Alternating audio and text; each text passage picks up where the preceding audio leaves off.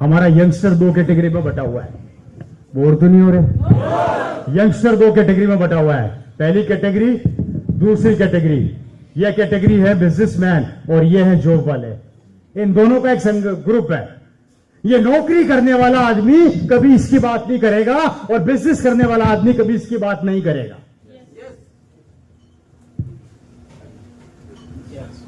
ये नौकरी करने वाले संगत के लोग एक जगह पर बैठ के बात करेंगे, यार पिछले महीने 50,000 सैलरी थी यार, जैसे तैसे 70 पहुंच जाए तो मजा आ जाए।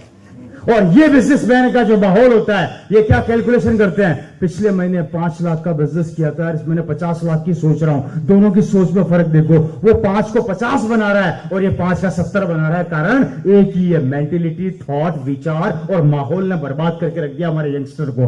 और आज की तारीख में 80% यंगस्टर यहां अटका हुआ है।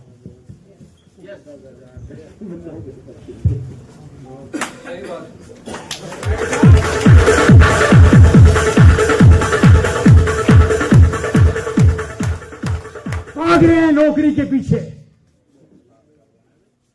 अपने दिल पर हाथ रख के बोलो, आप में से अपने बच्चे को आप क्या सिखाते हो? बेटा अच्छी नौकरी कर ले, 2 पैसा कमा के ला, घर का खर्चा चलाएगा। सिखाते हो नहीं सिखाते हो? आप में से कितने माँ बाप है जो अपने बच्चे को यह सिखाते हैं कि बेटा अच्छी पढ़ाई कर ले, 6 नौकर रख लेगा?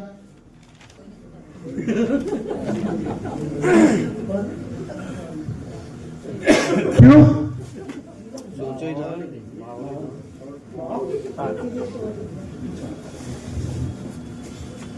आपका बेटा ये बोल दे कि पापा एक दिन BMW खरीदूंगा। तेरे बाप ने भी खरीदी थी क्या?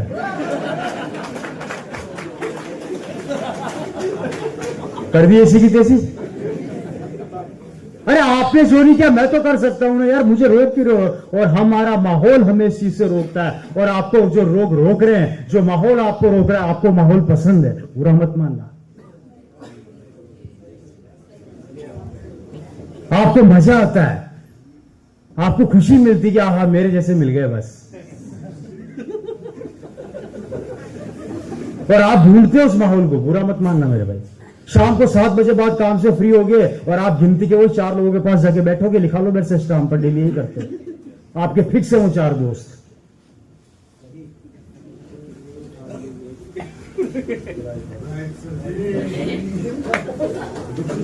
कब तक करेंगे दोस्त?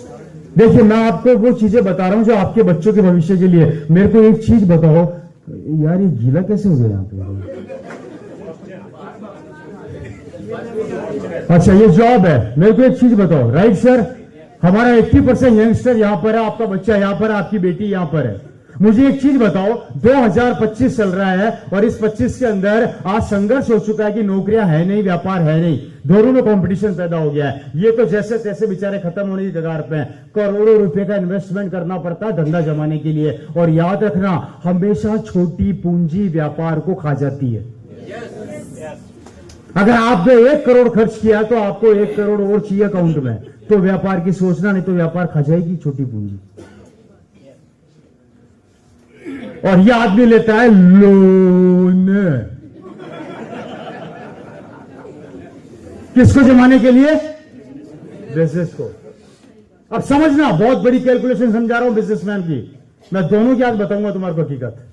ये माहौल तो मिल गया, लेकिन माहौल के साथ साथ काम करने के लिए आपको वो एटमॉस्फेयर चाहिए, आपको वो चीज, दायरा चाहिए, वो दायरा नहीं मिल रहा।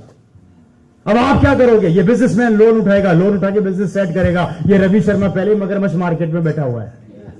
आजा बेटा, कितने का इन्वेस्टमेंट कर रहा है? 1 करोड़ का। मैं सिर्फ 1 साल अपनी रेटें तोड़ूंगा, 1 करोड़ लॉस होऊंगा, आपको सड़क पे ले आऊंगा।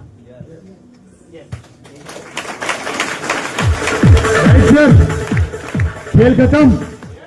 अब 1 करोड़ रुपया आपने फाइनेंस तो करवा लिया, और मेरे जैसे मगरमच्छ जो 90 साल से दुकान कर रहे हैं, 1 साल लॉस खाएंगे, हमारे कोई फर्क नहीं पड़ेगा, लेकिन आपकी दुकान तो बंद करवा के मानेंगे। अब मुझे बताओ, बैंक वाला तो 5 तारीख को दरवाजा खटखटा देगा, पैसे।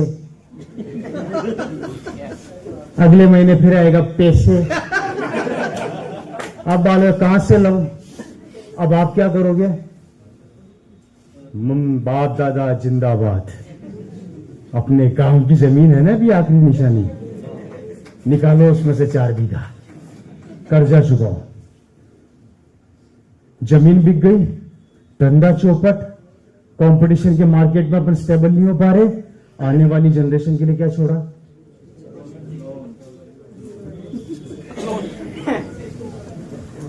बताइए, सही कह रहा हूं गलत कह रहा हूं? है जी। मैं ये नहीं कहता हर जगह होता है, लेकिन इंडिया के मार्केट का 85% केस अभी यही चल रहे हैं। 85% केसेस अभी इंडिया में यही चल रहे हैं। इसलिए आपको गौर करना, लोन देते समय वो घर जवाई की तरह होते हैं, और जब लोन मांगने जाते हैं तो वही सारे पड़ोसी के दुश्मन की तरह बन जाते हैं। आप चेक कर लेना, राइट सर? इसलिए पहला काम ये होता है बिजनेसमैन का। अब बात करते हैं इन जॉब करने वालों की। इन जॉब करने वालों में यंगस्टर्स की ये हालत हो गई है। आपका यहाँ पर बहुत बड़ा आईटी सेक्टर है, बहुत बड़ा यहाँ पे मार्केट है। आप देखो हमारे युवा लड़के लड़कियां 50,000 की नौकरी के लिए दिन रात पागलों की तरह काम कर रहे हैं। अब मुझे बताओ दोस्तों, आने वाले समय के अंदर, मैं अपनी एक मीटिंग में बहुत साल पहले बोला था, मैं शायद वो वीडियो आप लोगों ने भी देखा होगा, आने वाले वक्त के अंदर ये मशीनें सब कुछ खत्म कर देगी। लैपटॉप खत्म आ रहे हैं, मशीनें आ रही है, ऐसी एक से एक ऐसी टेक्नोलॉजी आ रही है देश के अंदर। अभी रिसेंटली विदेशों के अंदर तो वो कारें भी आ गई जो ऑटोमेटिक चल रही है। आप टेक्नोलॉजी को रोक सकते हो क्या? है जी? नहीं रोक सकते। टेक्नोलॉजी अपना कब्जा जमाएगी, ये फैक्ट है। पिछले साल के आंकड़े बता देता हूं, इन्फोसिस ने अपने 2000 लड़कों को नौकरी से निकाला सिर्फ और सिर्फ मशीनरी की वजह से। उनके पास ऐसा सॉफ्टवेयर आ गया है जो 2000 लड़कों का काम 24 घंटे कर रहा है विदाउट सैलरी। आईटी सेक्टर से लड़के निकाले जा रहे हैं। जनसंख्या को रोक नहीं सकते, नौकरियां बढ़ा नहीं सकते, महंगाई को कंट्रोल कर नहीं सकते, बच्चे बेरोजगार होते जा रहे हैं, काम धंधे बचे नहीं है। जितनी पूंजी इकट्ठी करी धंधा सब खा रहा है। पढ़ाने लिखाने में बच्चे परिवार बर्बाद हो गए। बेटी की शादी के अंदर पैसा लगाने के लिए पैसा नहीं है। शादी भी करोगे तो उधार लेके पैसा लगा रहे हैं लोग। यह हालात हो चुके हैं। उधार चुकाते चुकाते आधे से ज्यादा फांसी के फंदे पे लटक रहे हैं और आधा किराए के मकान में आ चुके हैं। क्या होगा आने वाले समय में और 2030 के अंदर क्या करोगे? कोशिश कर लेना अपने बच्चों को कितना बड़ा डॉक्टर बना लेना, इंजीनियर बना लेना, तो भी रन नहीं कर पाएगा। लिख लो स्टाम्प पे।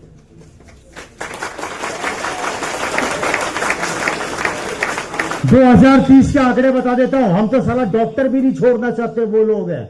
एक नया डॉक्टर, नया लड़का जब अपनी एजुकेशन कंप्लीट करके आप ही के इलाके में दुकान खोलता है ना, तो क्या बोलते हैं उसको? यार इसके पास तो नहीं जाएंगे, मेरे को तो रामलाल की दवाई सूट करती है। हम तो डॉक्टर तक नहीं बदल। अरे डॉक्टर छोड़ो मेरे भाइयों, हमारे घर की बहन बेटियां तो सब्जी वाला भी नहीं बदलना चाहती। सब्जी लेंगे तो उसी दुकान से लेंगे जहां से बरसों से ले रहे हैं, कोई नया कितनी भी अच्छी सब्जी दे दे। ये मेंटेलिटी सेट है। इस अगर मेंटेलिटी से काम करोगे तो मैं फिर बता देता हूं, 2030 में आपके आने वाले बच्चा जिसको आप सीने से लगा के रखते हो, जिसको आप प्यार करते हो, उसका भविष्य खत्म हो जाएगा मेरे भाई।